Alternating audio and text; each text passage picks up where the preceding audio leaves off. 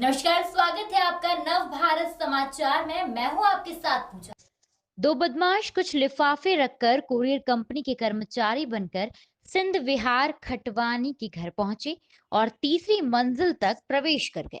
वहां खटवानी की पत्नी मोबाइल पर भजन सुन रही थी। उन्हें अकेला देख बदमाशों ने कट्टा अड़ाकर गहने जेवरात निकालने को कहा। इस पर उनकी बेटी भी बाहर आ गई और उसने हल्ला मचाना शुरू कर दिया और खटवानी की पत्नी ने बदमाशों को लात मारी, जिससे एक बदमाश दूर जाकर गिरा।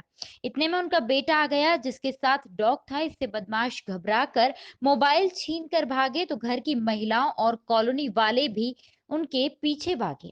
बदमाश नदी गेट पर आकर ऑटो में बैठकर इंदरगंज की तरफ भागे तो कुछ लोग शोर मचाते हुए उनके पीछे लग गए। ऑटो ड्राइवर ने भी समझदारी का परिचय दिया और थाने के पहले रामकृष्ण धर्मशाला के पास ऑटो को रोका। पीछे से कुछ लोग शोर मचाते हुए आ रहे थे। ऑटो के रुकते ही बदमाश उल्टी दिशा में भागने लगे। इस पर वहां खड़े हुए समाज सेवी राजू चड्डा जी, कार्यकारिणी सदस्य Madhya Pradesh chamber of commerce से भागकर उन बदमाशों को न केवल लपक कर पकड़ा, बल्कि उन बदमाशों से कट्टा भी छुड़ाया और पुलिस को सौंप दिया। चड्डा जी की सक्रियता से एक बड़ी घटना, और यदि बदमाश भाग जाते तो आगामी दिनों में संभावित रूप से होने वाली दुखद घटनाओं को होने से रोक दिया गया।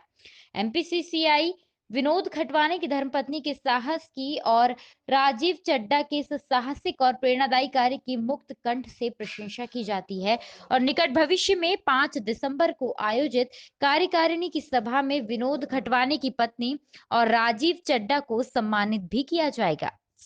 जो सिंध बिहार में जो घटना हुई है अभी क्या ये जी सिंध विहार कॉलोनी में, जो कि थाना झांसी रोड अंतर्गत आता है, जी आज देर शाम की बात है, जबकि थर्ड फ्लोर में रहने वाले खटवानी जी, जिनका कपड़े का व्यवसाय है, उनके घर में दो लुटेरे आए जो कि मास्क वगैरह लगाए हुए थे।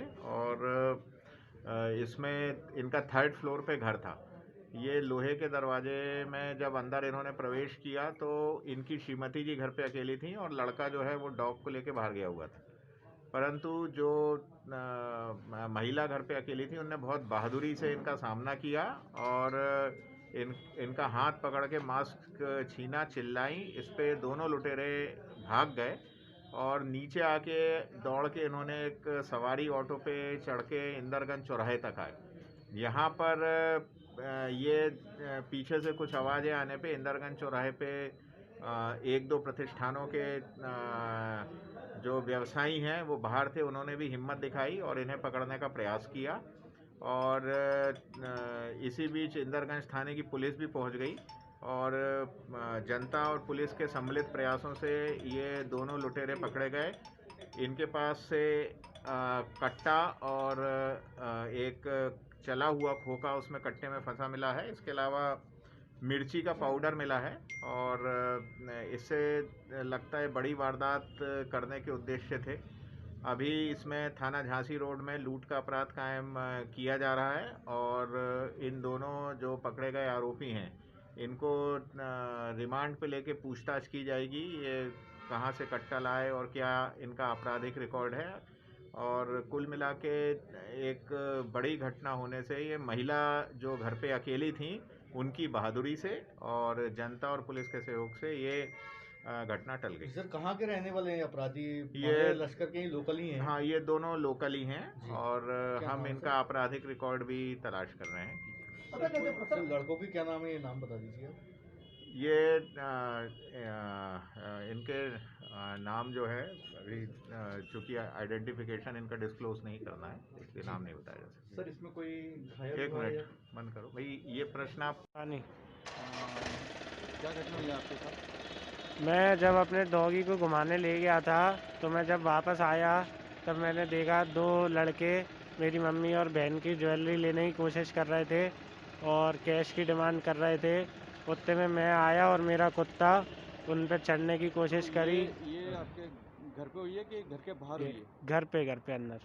तो क्या कुछ लूटापटी हुई है, कुछ सामान न- चोरी हुआ या कुछ? नहीं, वो एक मेरी सिस्टर का फ़ोन चोरी हुआ था, बस वो ले गए थे। तो कुछ साथ में हथियार वथियार भी लाए थे क्या? हाँ, उनके पास 2 कट्टे थे गैर कानूनी। क्या कारण तो कुछ फायर वायर हुआ या कुछ कोई घायल वो हुआ? वो फायर कर ही रहे थे, उनकी जो बुलेट होती है वो गिर गई थी, तो फायर नहीं कर पाए। और मेरा डॉग और मैं हम लोगों ने उसको दबोचा, तो वो मेरे को धक्का देके वो भाग गए। तो वो आपने पकड़ा कि कैसे? मैंने उनको दबोचा एक को, तो वो धक्का देके भाग गया, और उतने में मेरा और मेरे पास वाले पड़ोस वालों का कुत्ता उन पर चढ़ गया, तो वो डर के भाग गए फिर। अभी के लिए बस इतना ही। लगातार ताजा तरीन खबरों के लिए आप बने रहिए हमारे साथ। नमस्कार।